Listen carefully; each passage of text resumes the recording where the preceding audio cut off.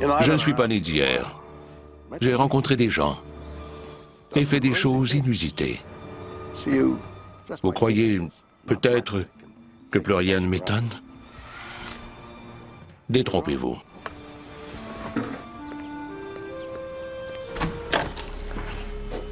Le monde regorge d'histoires et de phénomènes plus incroyables les uns que les autres, et de mystères qui me tiennent éveillé la nuit, certains dont je connais la réponse, et d'autres qui dépassent l'entendement.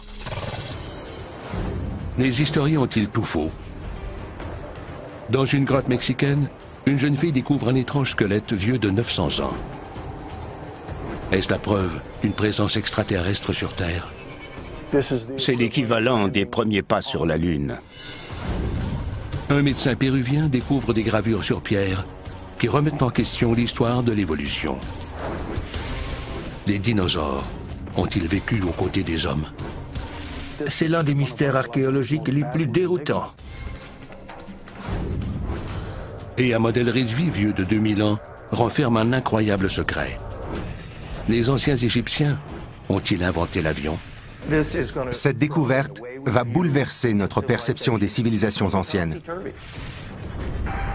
Oui. C'est un monde étrange. Et j'adore ça.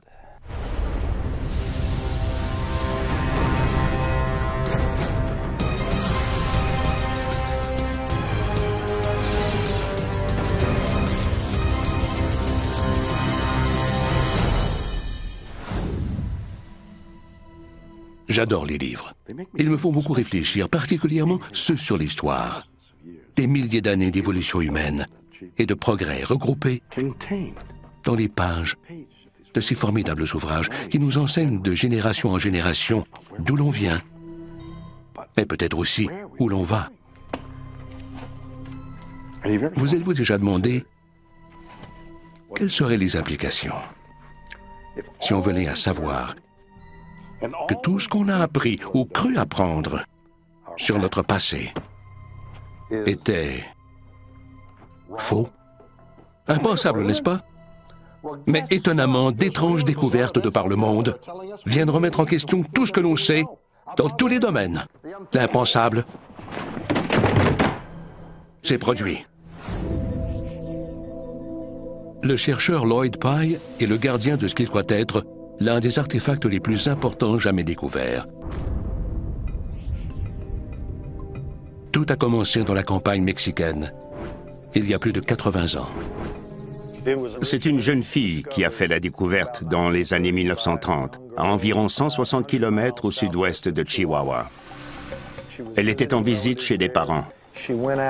En allant explorer les lieux, elle est entrée dans une ancienne mine et y a découvert 2 squelettes.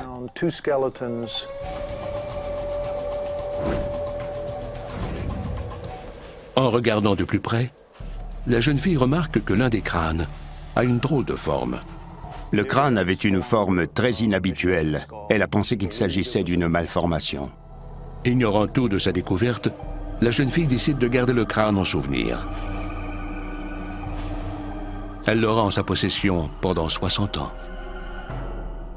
Elle l'a ramené avec elle à El Paso et l'a gardé toute sa vie durant. À l'approche de sa mort, au début des années 1990, elle a confié le crâne à des amis. Le crâne se retrouve entre les mains de Melanie Young, une professionnelle de la santé, qui fait une découverte troublante. Elle s'y connaissait en malformation et elle a immédiatement douté qu'il puisse s'agir d'une difformité humaine. C'est ainsi que j'en suis venu à travailler sur ce cas. Perplexe, Melanie fait appel à Lloyd, un expert des crânes humains. Mais après des années d'études du développement humain, il n'a jamais rien vu de tel. J'ai tout de suite été fasciné à la vue de ces orbites. C'était toute une découverte, si étrange et si inhabituelle. Même un idiot peut voir qu'il ne s'agit pas d'un crâne humain. Alors d'où peut-il venir? Je l'ai fait examiner par des experts de tous les domaines de la physiologie humaine, du point de vue des yeux, du cerveau, des oreilles et de la forme du crâne. Dans les années 1990, j'ai compris qu'il n'avait rien d'un crâne humain. Il s'apparente à un crâne humain, mais ce n'est pas celui d'un humain. Point à la ligne. S'il n'est pas humain, alors d'où vient-il? Lloyd décide d'approfondir ses recherches. Je l'ai fait examiner par des spécialistes des ovnis et des extraterrestres qui travaillent dans le domaine depuis des années. Après un examen minutieux, les spécialistes des ovnis tirent une conclusion étonnante. Il s'agit du crâne d'un extraterrestre mort et enterré sur Terre il y a 900 ans. Tous s'entendent pour dire que c'est un extraterrestre petit gris, celui que l'on connaît tous, avec un visage en cœur posé sur un cou très fin et de grands yeux au regard étrange. Lloyd et les autres tenants de cette théorie le baptisent le crâne de l'enfant des étoiles et continuent à chercher des indices. Comment est-il arrivé là? Je l'ignore. A-t-il atterri en catastrophe? Je l'ignore. Est-il tombé malade tandis qu'il nous visitait? Je l'ignore. Les implications sont absolument phénoménales. L'enfant des étoiles va bouleverser l'histoire. Il prouve qu'au moins un extraterrestre a déjà mis les pieds sur Terre.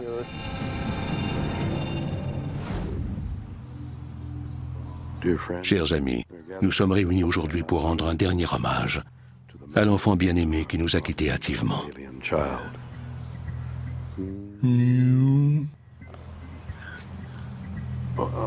Désolé, excusez-moi une minute. Cette histoire est décidément très étrange. Le crâne de l'enfant des étoiles est-il vraiment celui d'un enfant extraterrestre en visite sur Terre, peut-être né et mort ici tragiquement? Cela change-t-il vraiment le cours de l'histoire? Mais plus important encore, qu'en est-il des parents? Quelqu'un pensait à les mettre au courant? Lui ont-ils fait des adieux dignes de ce nom? J'en doute. Désolé. Était un enfant formidable qui adorait les bandes dessinées, le sport et les vilains tours, comme détruire des planètes avec le rayon de la mort de son père. Il nous manquera beaucoup. Quelqu'un veut dire quelques mots? Le crâne de l'enfant des étoiles pourrait-il être la découverte archéologique de tous les temps? Tous ne sont pas de cet avis. Le professeur de neurologie à l'université Yale, Steven Novella, a examiné le crâne. Pour lui, il n'a rien d'exceptionnel. En tant que médecin et neurologue, j'ai vu de nombreux autres exemples de malformations du genre. Beaucoup d'anomalies génétiques peuvent donner lieu à des difformités. D'après les recherches du docteur Novella, le crâne serait celui d'un humain ayant souffert d'une pathologie appelée l'hydrocéphalie. Hydrocéphalie signifie littéralement avoir de l'eau dans le cerveau. Une situation qui se produit lorsque le fluide normalement contenu dans le cerveau et autour de celui-ci ne circule pas normalement, ce qui provoque une accumulation et de la pression à l'intérieur du cerveau et de la boîte crânienne. Chez les jeunes enfants dont les os du crâne ne sont pas encore soudés, celui-ci a tendance à gonfler, parfois démesurément.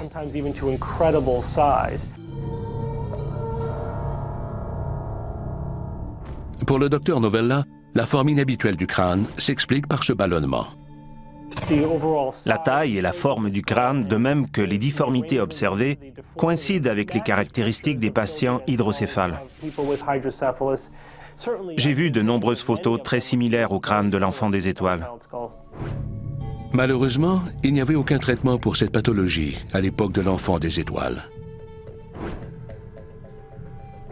Le traitement moderne de l'hydrocéphalie consiste à drainer le liquide du cerveau, ce qui permet d'inverser les effets pervers de son accumulation.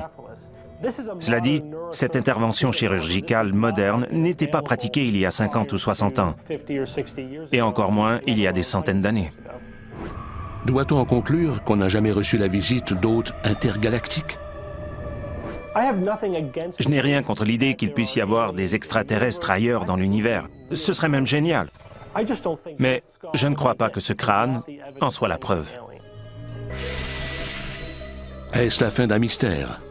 Le crâne de l'enfant des étoiles était-il celui d'un humain hydrocéphale? Trenton Holliday et John Verrano sont professeurs d'anthropologie à l'université Tulane. Ils ont une autre théorie. Quand j'ai vu le crâne, j'ai d'abord pensé que c'était celui d'un hydrocéphale. Mais je suis revenu sur ma position depuis. Je ne crois pas que ce soit vraiment le cas. S'il n'est ni un extraterrestre, ni un hydrocéphale, alors qui est l'enfant des étoiles? La caractéristique la plus inhabituelle est la forme du crâne. L'arrière est aplati, tandis que les côtés sont bombés, ce qui arrivait fréquemment avec les planches porte-bébé. Comme l'indique leur nom, les planches porte-bébé étaient une solution ancienne à une préoccupation encore d'actualité, celle de se déplacer avec son bébé. Les planches porte-bébé étaient très répandues en Amérique du Sud. Elles servaient d'abord et avant tout à emmener les jeunes enfants au champ, mais elles étaient aussi utilisées pour des raisons esthétiques. Comment un simple porte-bébé a-t-il pu donner cette étrange forme au crâne de l'enfant des étoiles? Voici un porte-bébé utilisé autrefois au Pérou. J'y ai attaché une poupée pour vous montrer de quoi aurait eu l'air un enfant à sa place. Comme vous le voyez, la tête était retenue à l'aide d'une sangle qu'on lui passait sur le front pour maintenir la tête bien en place. Mais les planches porte-bébé n'ont pas que des avantages. Le crâne étant compressé d'avant en arrière, il se développait latéralement pour accueillir le cerveau de l'enfant en plein développement. Voici le crâne d'un enfant transporté de cette façon. On voit que les deux côtés sont bombés à cause de la pression exercée sur l'arrière du crâne. L'arrière du crâne est tout à fait aplati, tandis que les côtés sont renflés, ce qui lui donne sa forme inhabituelle. Si on ne connaissait pas la planche porte-bébé, il y aurait de quoi s'interroger sur cette drôle de tête. Les étranges caractéristiques du crâne de l'enfant des étoiles sont-elles l'œuvre d'un porte-bébé ancien? Ou la vérité est-elle autrement plus étrange? Un étrange crâne, vieux de 900 ans, divise la communauté scientifique. Certains offrent une explication logique, comme celle de la planche porte-bébé. Mais tous ne sont pas de cet avis. Les enfants dont la tête était fixée sur la planche porte-bébé avaient les os du crâne encore mous, si bien qu'ils s'aplatissaient. Le derrière du crâne est aussi plat que la planche sur laquelle il était appuyé. Or, le crâne de l'enfant des étoiles a une forme plus naturelle. Il n'a pas été aplati artificiellement. Il a grandi ainsi. Si elle n'est pas due à un porte-bébé, la déformation pourrait-elle avoir été causée par l'hydrocéphalie? Ceux qui croient que l'enfant des étoiles était hydrocéphale oublient un point crucial. Les photos de patients hydrocéphales montrent que le crâne gonfle de toutes parts. Or, ce n'est pas le cas ici. Ce crâne s'est développé ainsi, car ses gènes le lui ont dicté. Refusant le point de vue de la science traditionnelle, Lloyd entreprend ses propres recherches. Ses conclusions sont renversantes. Le crâne de l'enfant des étoiles est unique, car 25 caractéristiques physiques majeures le distinguent du crâne humain. Aucune partie n'est parfaitement identique. Chacune est complètement différente, en ce sens où ses gènes sont totalement différents. Cela signifie-t-il nécessairement que le crâne soit d'origine extraterrestre? En 2003, les techniques d'analyse de l'ADN ont permis à Lloyd Pye de mettre sa théorie à l'épreuve. Les premières analyses d'un laboratoire habilité à tester des vestiges anciens ont révélé que la mère était d'origine humaine, mais pas le père. Le père a des caractéristiques différentes. Ce n'est pas un humain. Le crâne de l'enfant des étoiles est-il le fruit de l'union entre un extraterrestre et un humain?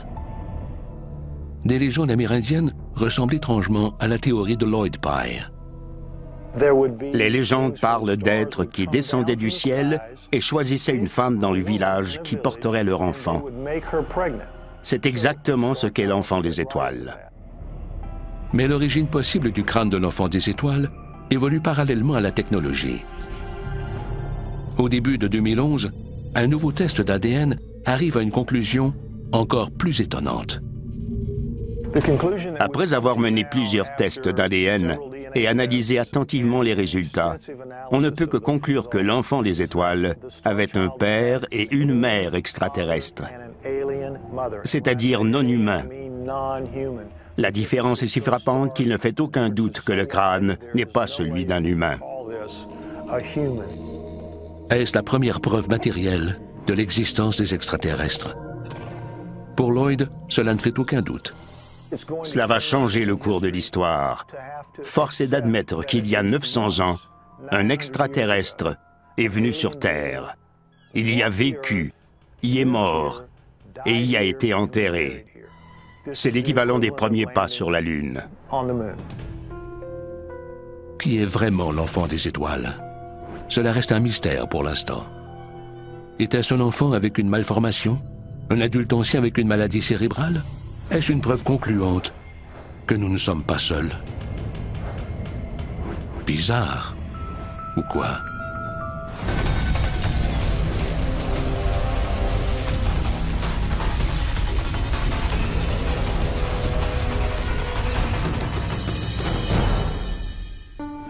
Vous savez, j'ai toujours été fasciné par les reliques de notre passé lointain. Et je ne parle pas que des Beatles, des Rolling Stones ou de Leonard Nimoy. Non, non, non, non. Et quand il est question d'histoires très lointaines, il n'y a rien de plus fascinant, mystérieux et effrayant que les dinosaures. Certainement les rois du règne animal, de véritables monstres qui ont dominé la planète jusqu'à leur disparition, longtemps avant l'existence des hommes. C'est dommage qu'ils n'existent plus que dans les musées ou sous la forme de jouets. Imaginez en voir un en chair et en os. Eh bien, ce fut peut-être déjà le cas. Et si ce l'était, encore aujourd'hui?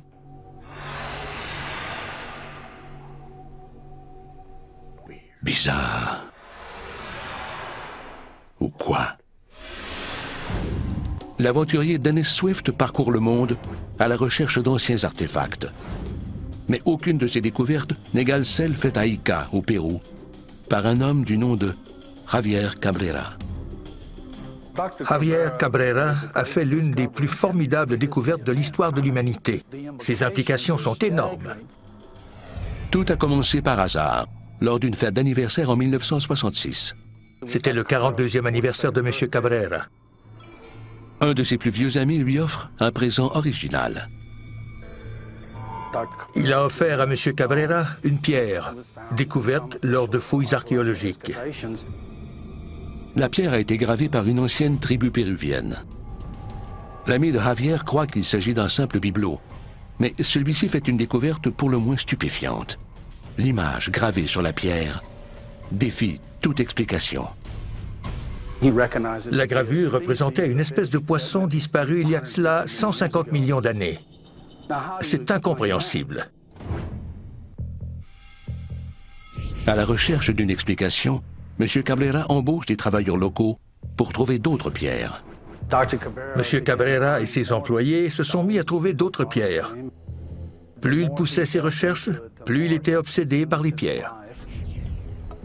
Tandis qu'il accumule les pierres, il découvre d'autres gravures inexplicables. Certaines pierres illustraient des scènes qui n'auraient pas dû s'y trouver, des images qui remettaient en question toute notre histoire. Qu'a-t-il découvert au juste? Quelque chose qui allait bouleverser le monde. Il a risqué sa réputation. Il a découvert, en y regardant de plus près, qu'une gravure représentait un dinosaure et deux personnages. C'est une découverte formidable, mais comment est-ce possible?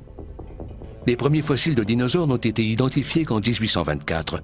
Comment un peuple ancien pouvait-il connaître leur présence il y a 1 millier d'années? La découverte d'artefacts voulant que ces peuples connaissent l'existence des dinosaures, des preuves qui remettent en question nos connaissances, est vraiment formidable. Mais comment le prouver? Après avoir comparé les gravures de plus de 400 pierres à de vrais artefacts, on conclut qu'elles sont authentiques. les artistes péruviens savaient à quoi ressemblaient les dinosaures. Non seulement cela, les gravures indiquent aussi qu'ils ont vécu aux côtés de dinosaures. C'est l'un des mystères archéologiques les plus déroutants. Les dinosaures ont-ils vécu des millions d'années après leur prétendue disparition? J'étudie les pierres d'Ica depuis plus d'une vingtaine d'années. Je crois qu'elles sont la preuve irréfutable que les dinosaures et les hommes ont vécu à la même époque. Les données scientifiques actuelles montrent que les dinosaures ont été anéantis par un astéroïde il y a 66 millions d'années. 59 millions d'années avant l'existence de l'homme primitif. Mais Dennis Swift croit que les pierres prouvent le contraire. Des cultures de partout dans le monde évoquent des rencontres avec de gigantesques animaux dont la description correspond à celle des dinosaures. J'ai rencontré des Amérindiens qui hésitaient à partager ces histoires avec des Blancs, de peur d'être ridiculisés, mais dont les ancêtres auraient combattu ce qui s'apparente à des tricératops. Des dinosaures ont-ils survécu à l'extinction? Ont-ils côtoyé les anciens Péruviens? Pour Dennis Swift, les proportions étonnamment exactes de la gravure ne mentent pas. Voici un styracosaure. Il a des épines dorsales, sa queue pointe vers le haut lorsqu'il marche, et il a 3 orteils. Donc c'est un dinosaure. Si Dennis Swift a raison, cela soulève une question d'intérêt. Si les dinosaures ont vécu sur Terre avec les humains il n'y a pas si longtemps, que sont-ils devenus? Et où sont-ils passés? Je crois qu'ils ont vécu il y a quelques milliers d'années, jusqu'à il y a environ 500 ans. Il n'est pas impossible que certains aient survécu. En 1967, un Français a photographié une empreinte énorme à 3 orteils avec une griffe à l'arrière. Seul un dinosaure a pu laisser une trace pareille. C'est pourquoi je n'exclus pas qu'ils existent encore. Oh, c'est vraiment incroyable. Un homme croit que des dinosaures se baladent toujours sur Terre. Pensez un instant à ce que cela signifie. Il ne reste déjà pas tellement d'espace sur notre planète. Si en plus, il faut le partager avec les dinosaures, on pourrait peut-être en adopter. Vous imaginez un dinosaure dans votre cour arrière? Pas vraiment. Quelqu'un a une pelle ramasse-crotte. Une très grosse. L'homme et le dinosaure ont-ils coexisté? Devrions-nous renier nos livres d'histoire? Il semble que certains prennent les pierres à feu pour de la télé-réalité. D'anciennes gravures sur pierre péruviennes soulèvent une question étonnante. Nos lointains ancêtres ont-ils côtoyé des dinosaures? Pas selon l'archéologue Ken Feder. Il semble que certains prennent les pierres à feu pour de la télé-réalité. C'est un dessin animé. Fred Caillou n'avait pas de dinosaures de compagnie. C'est de la fiction. Comment Ken Feder peut-il en être aussi sûr? Pour lui, les dizaines de milliers de fossiles découverts partout dans le monde confirment que les dinosaures se sont éteints il y a 66 millions d'années. Une foule d'éléments prouve que les dinosaures sont disparus bien avant l'homme. Ce n'est pas une poignée de pierres gravées montrant des hommes aux côtés de dinosaures qui prouvent le contraire. Si les anciens Péruviens n'ont jamais vu de dinosaures, comment expliquer les pierres d'Ica? Elles sont fausses. C'est un canular. L'histoire des pierres d'Ica est calquée sur celle de bien d'autres canulars archéologiques. Tout commence de façon anodine, et dès que quelqu'un se montre intéressé à acheter les pierres, des milliers d'autres artefacts font leur apparition et deviennent de plus en plus élaborés. Les pierres proviennent-elles vraiment d'une grotte? Ou ont-elles été fabriquées de toutes pièces par les paysans péruviens? Il n'y a qu'un moyen de le savoir. On a demandé à l'étudiante en art Justine McGrath de mettre la théorie de Ken Feder à l'épreuve. Elle tentera de reproduire les pierres à l'aide d'outils rudimentaires. On commence par copier l'image. C'est une ligne simple, facile à reproduire. Justine procède ensuite à la gravure. Elle utilise un outil électrique pour accélérer le travail, mais le résultat aurait été le même à la main. Le dessin a été gravé, mais la pierre n'a pas l'air très ancienne. Justine a une solution bon marché. Je vais couvrir la pierre d'un mélange de fumier et d'huile d'olive. C'est une solution plutôt terre à terre. La méthode de cuisson des pierres est tout aussi rudimentaire. Du fumier, de l'huile d'olive et un barbecue suffiront-ils pour reproduire les mystérieuses pierres d'Ica? Après seulement 3 heures de cuisson, voici à quoi ressemble ma pierre d'Ica. Pour Ken Feder, les résultats de l'expérience sont éloquents. Il y a 2 explications scientifiques possibles. La première disant qu'il faudrait réfuter tout ce que l'on sait, la seconde voulant qu'il s'agisse d'un canular de quelqu'un en quête de profit. Il est nettement plus probable que des gens aient fabriqué ces pierres de toutes pièces plutôt qu'il faille remettre en question tout ce que l'on sait sur la géologie, la biologie et ainsi de suite. Est-ce la fin d'un mystère? Les pierres d'Ica sont-elles contrefaites? L'auteur Andy Lloyd n'en est pas si sûr. Ces pierres n'ont pas été créées par quelqu'un dans son jardin il y a 20 ans. Les analyses scientifiques ont révélé un certain degré d'oxydation des pierres, indiquant qu'elles ont effectivement un certain âge. S'il s'agit vraiment de pierres anciennes, les scènes qui y sont gravées doivent avoir eu lieu, n'est-ce pas? Pas nécessairement. Il est à mon avis très improbable que les hommes et les dinosaures aient cohabité sur la Terre. Cela dit, des civilisations anciennes, qui en savaient autant que nous sur les dinosaures, ont peut-être transmis leurs connaissances aux artistes de l'ancien Pérou, qui ont fait ces gravures. Des civilisations remontant à la Grèce antique ont découvert des restes de dinosaures. Elles ont cru que c'étaient des os de géants. Et si certaines civilisations anciennes savaient ce qu'elles venaient de découvrir? Qui aurait bien pu avoir ces connaissances? L'Atlantide est la plus susceptible de détenir ce savoir, car les récits et les descriptions montrent qu'il s'agissait d'une civilisation très avancée sur le plan technologique. La cité perdue d'Atlantide est une civilisation ancienne avancée qui aurait existé durant la période glaciaire avant de sombrer dans l'océan. Ses habitants connaissaient-ils l'existence des dinosaures? On peut imaginer qu'ils avaient une compréhension approfondie de l'histoire naturelle en raison de leurs compétences scientifiques et technologiques. Ils ont très bien pu déterrer un dinosaure lors d'une extraction minière et le reconstituer de la même façon que nous. Beaucoup croient que la cité d'Atlantide est bien plus qu'un mythe évoqué dans les histoires du philosophe grec Platon. Dispose-t-il de preuves suffisantes pour démontrer son existence?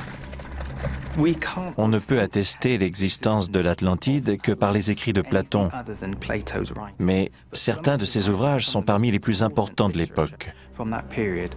Je ne vois pas pourquoi Platon aurait inventé cette histoire. L'Atlantide est le lien manquant pour comprendre les civilisations anciennes et leurs connaissances.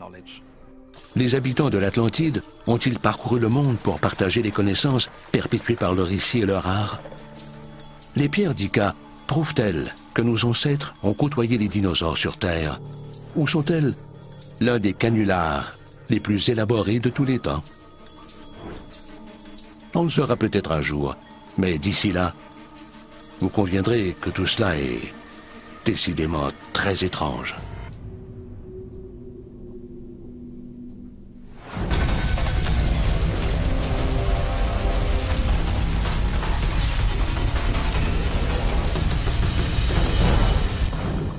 Un modèle réduit en bois vieux de 2000 ans, découvert dans l'une des plus anciennes pyramides d'Égypte, recèle un formidable secret.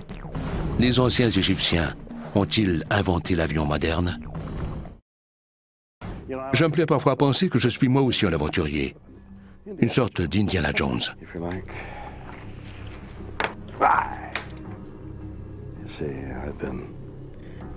J'ai parcouru le monde entier.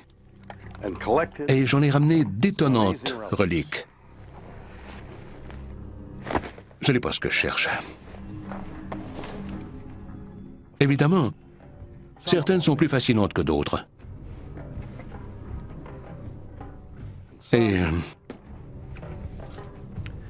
on se demande parfois ce qu'elle dirait si elle pouvait parler. Mais imaginez trouver quelque chose qui changerait vraiment le monde.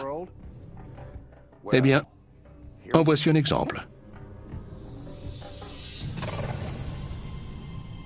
Saqqara en Égypte est l'un des plus anciens sites de sépulture du pays. Des archéologues français déterrent la tombe de Padi-Imen, ayant régné au IIIe siècle avant Jésus-Christ.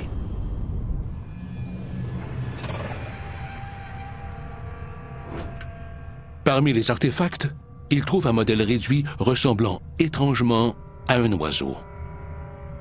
Il est catalogué et conservé au musée du Caire pendant plus de 70 ans.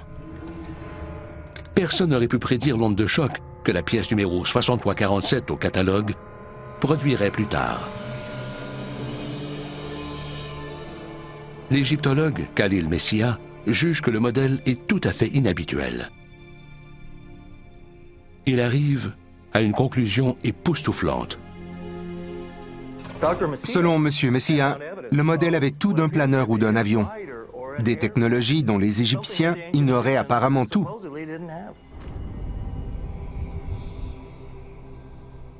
L'auteur David Childress croit que Khalil Messia a beaucoup à apprendre aux historiens de partout dans le monde. Les recherches de M. Messia ont été déterminantes. Cet égyptologue connu a découvert un artefact que l'on sait authentique et vieux de 2000 ans.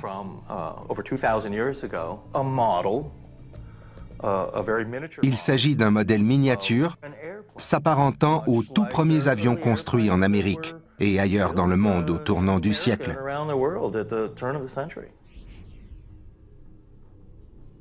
L'artefact peut-il être le modèle d'une ancienne machine à voler? Voilà une révélation étonnante. Le premier vol propulsé de l'histoire a eu lieu en 1903. Si Khalil Messia a vu juste, les anciens Égyptiens pourraient avoir devancé les frères Wright de plus de 2000 ans. Après avoir réalisé des tests, d'éminents ingénieurs en aéronautique, qui étaient d'abord sceptiques, ont révélé que le modèle baptisé l'oiseau de Saqqara a été conçu pour voler.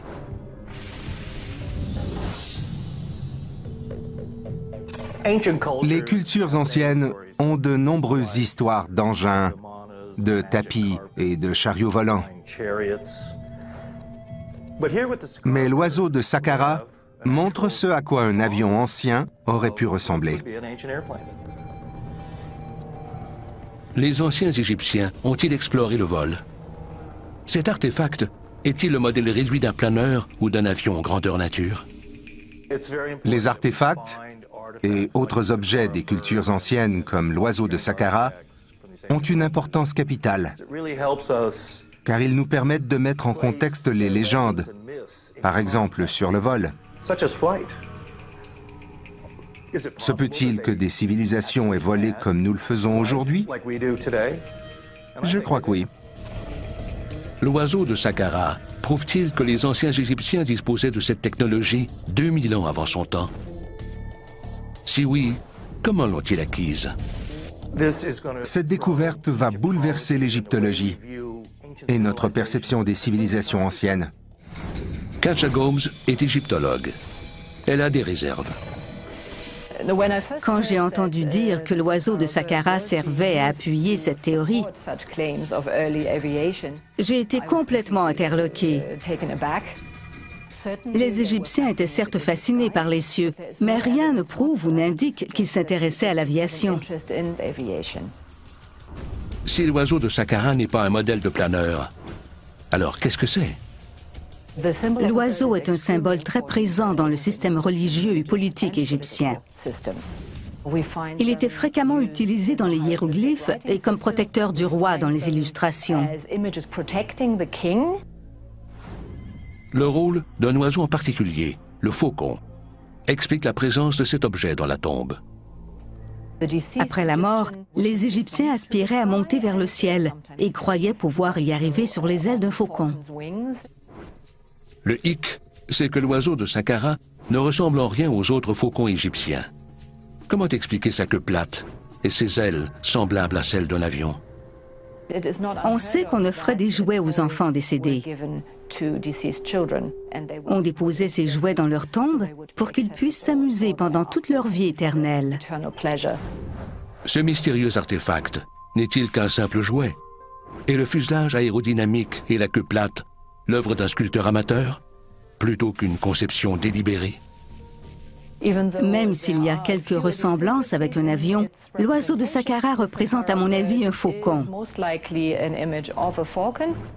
Rien ne permet de croire que les Égyptiens tentaient de développer des techniques d'aviation. C'est ridicule, c'est le moins qu'on puisse dire. Notre interprétation d'un simple jouet va-t-elle trop loin? Tous ne sont pas de cet avis. Les artefacts comme l'oiseau de Saqqara sont importants, car la science croit avoir réponse à tout.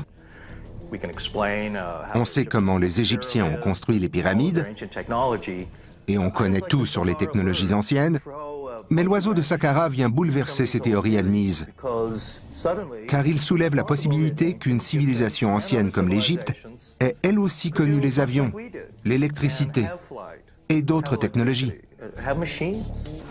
Comment David Childress peut-il être si sûr que l'oiseau de Saqqara est vraiment un modèle d'avion? Il est bien trop aérodynamique pour être un simple jouet. Les ailes forment un angle dièdre, c'est-à-dire qu'elles sont exactement dans la même position que celle d'un planeur pour pouvoir voler. L'oiseau de Saqqara a été pensé ainsi. Les ailes sont conformes. Mais qu'en est-il de la queue? Khalil Messiha a également découvert que la partie supérieure du gouvernail de direction était brisée. Il a donc supposé que l'avion était muni d'un plan vertical, un peu comme un avion à réaction moderne. Si l'oiseau de Saqqara est le modèle d'un ancien planeur, une question demeure. D'où, dans le désert plat de l'Égypte, aurait-on pu lancer un planeur? Un planeur aurait pu facilement être lancé du sommet d'une pyramide, un peu comme les parapentistes le font aujourd'hui. Les formidables réalisations des Égyptiens ont-elles servi de tremplin aux frères Wright? Si les scientifiques disent vrai, et qu'il s'agit d'un modèle de planeur fonctionnel, cette découverte va bouleverser l'égyptologie et notre perception des civilisations anciennes.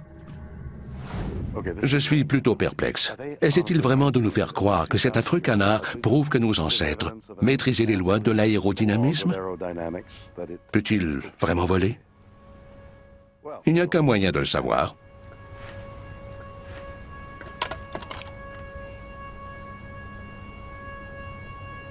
Quelqu'un a-t-il de la colle? L'oiseau de Saqqara est-il une simple réplique d'oiseau ou la preuve que nos ancêtres volaient? Martin Gregory conçoit des planeurs. Il croit connaître la réponse. Quand j'ai su qu'on prenait l'oiseau de Saqqara pour le modèle réduit d'un avion, j'ai été pour le moins sceptique. D'abord, je savais que les anciens Égyptiens n'avaient rien qui puisse servir de moteur pour propulser un avion. En d'autres mots, puisque l'Égypte est un pays plutôt plat, cela aurait été essentiel pour lancer un avion.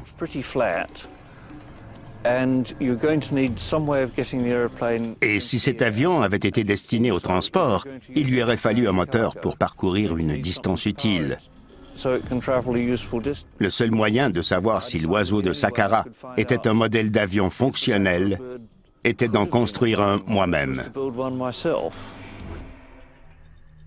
Suivant les dimensions exactes de l'ancien artefact, Martin Gregory construit une réplique identique. Il la lancera au moyen d'un dispositif servant à tester des modèles de planeurs à l'échelle. Je m'apprête à lancer l'oiseau de Saqqara dans sa forme originale, telle qu'on l'a découvert dans la pyramide, sans stabilisateur.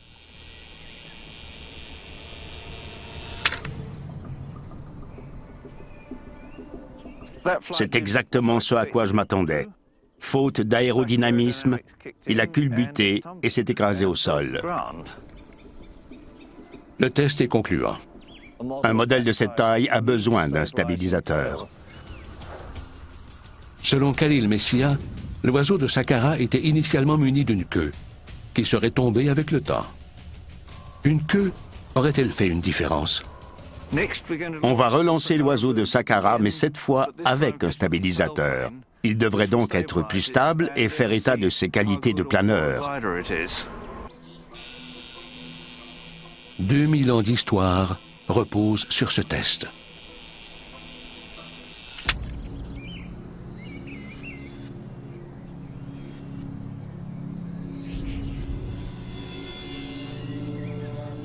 L'avion va à peine plus loin. Le résultat est le même. Les ailes ont les bouts arrondis et n'offrent aucune portance. Tous les avions modernes ont le bout des ailes relevé pour assurer la stabilité au lieu d'être courbé vers le bas, comme sur le modèle. L'expérience prouve-t-elle que l'oiseau de Saqqara n'est qu'un jouet? À l'issue des essais, Martin Gregory a sa propre théorie. Il n'est pas impossible que ce soit une girouette. Comme vous avez pu le constater, il ferait une bien meilleure girouette qu'un modèle d'avion. La clé d'un mystère vieux de 2000 ans vient-elle de s'envoler comme une feuille au vent? L'oiseau de Saqqara n'est-il qu'un simple jouet ancien, ou est-ce la preuve des premières tentatives de vol des humains? On ne le saura peut-être jamais. Bizarre ou quoi?